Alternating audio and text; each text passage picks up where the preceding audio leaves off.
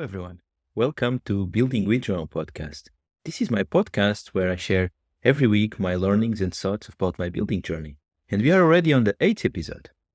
And today I want to talk with you about research interviews and how I have been doing that with my friends B and Matt on our recent project Growth Board. We have started this project recently, and we started by building our landing page with our own hypothesis. So we have clearly defined what was the problem for us and where we want to address it. But before starting building it, we decided we should talk with people. We should talk with potential users and understand really their problem. And this is something that I've not been doing a lot in my recent projects. I usually just have an idea, an hypothesis, and start building it and validate it afterwards. But this time, as the complexity was quite big, we decided, no, let's talk and let's really find the best angle to address this problem.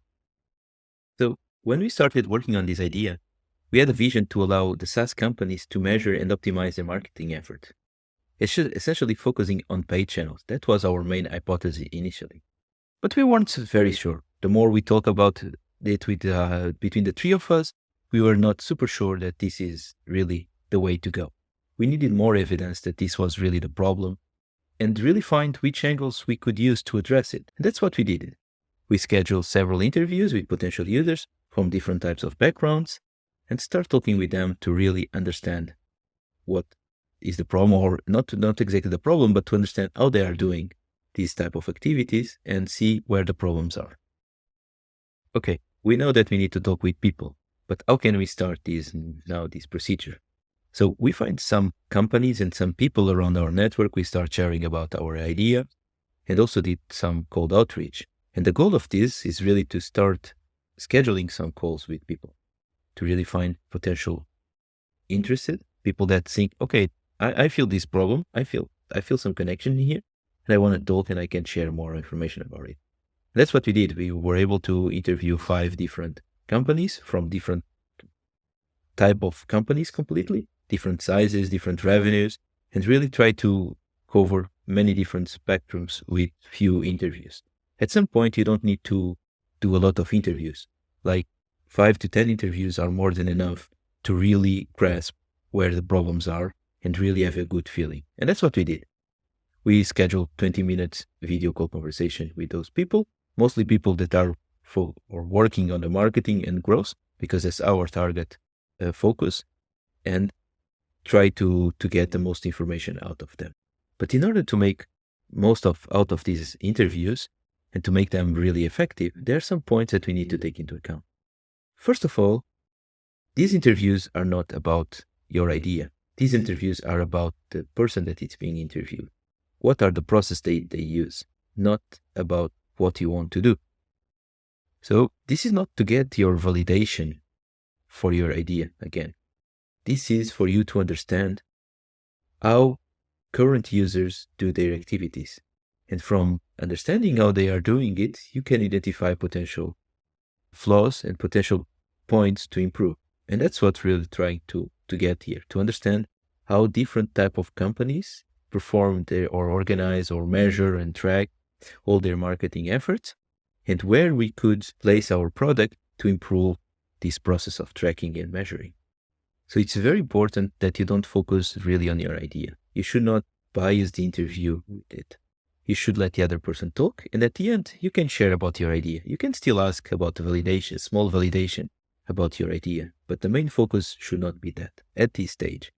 So really try to take that into account, let the other person talk, and afterwards seek out your conclusions. It's always good also on these interviews to end with a point to connect in the future. At the end of the interview, you can ask, this is what we are planning to do, what you think about it, and see if there's connection also with them, and see, could we contact you again once we start our pilots, and you have already a warm connection there. So leverage it and try to use them as potential pilot users for your own product. And as I've been being mentioned, this type of interviews should also cover different types of companies from different types of different sizes, different types of maturity. For example, we interviewed companies that were more mature in product analytics and ones that don't have any type of product analytics, for example. So we understood that those that are more mature in product analytics are not really our target customer because they are already doing that with their own tools.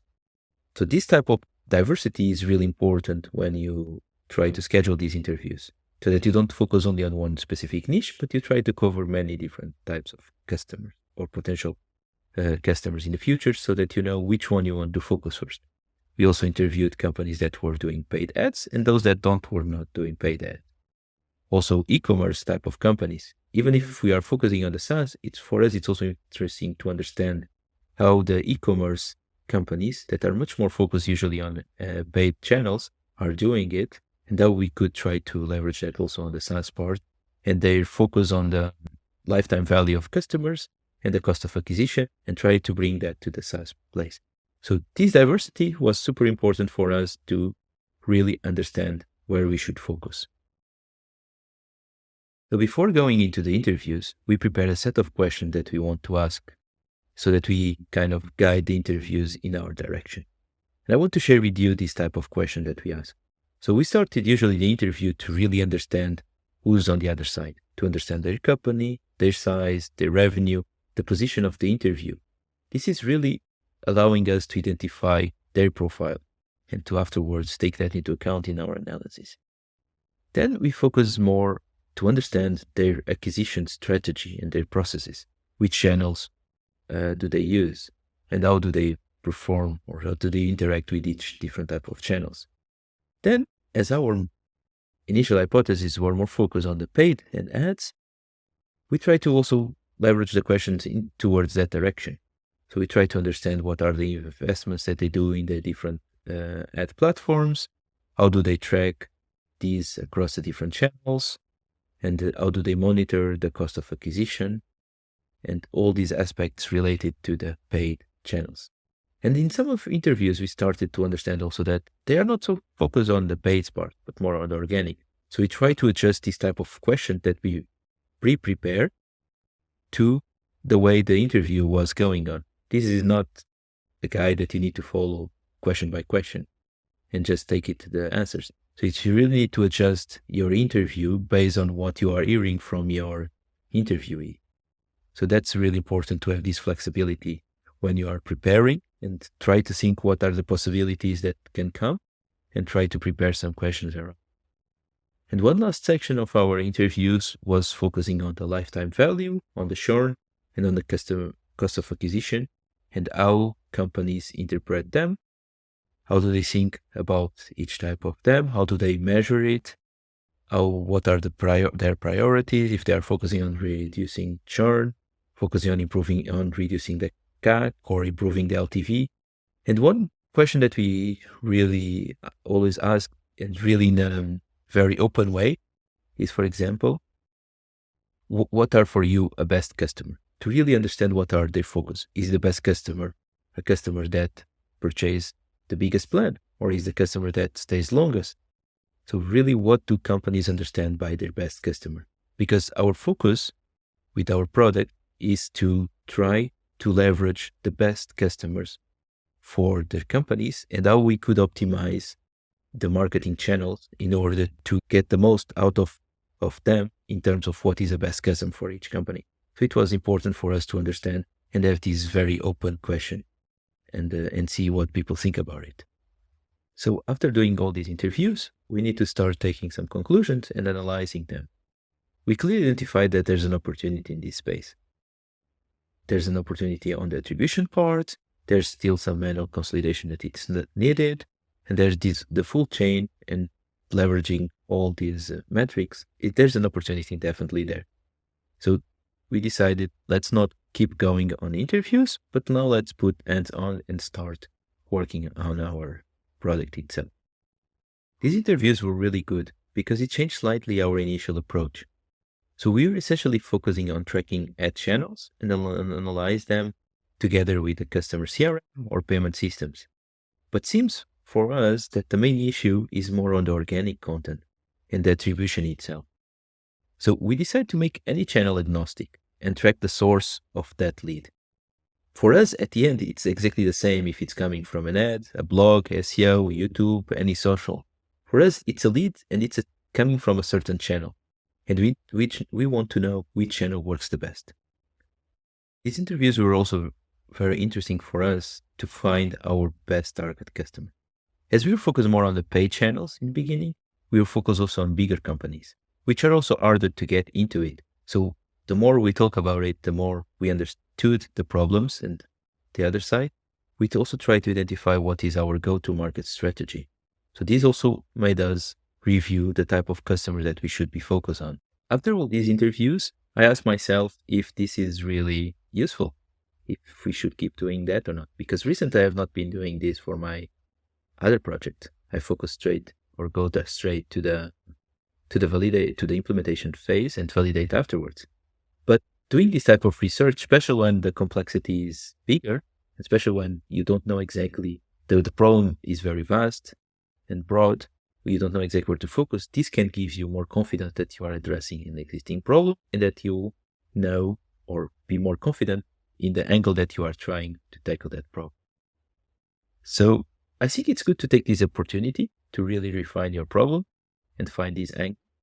But it's very important that you don't spend too much time there. This takes time to schedule the interviews, to organize them, to do them. So you can quickly go to 2 to 3 weeks of just validating with talking with people and don't really implement anything. So take that into account and don't over engineer.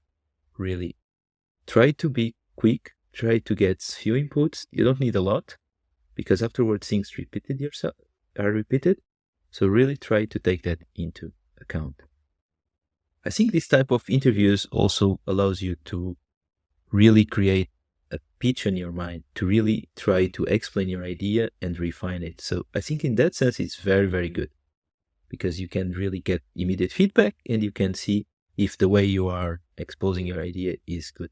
And on the other side, another big advantage of this type of interviews is that you can create a connection directly with those potential customers and you can make them into your pilot users.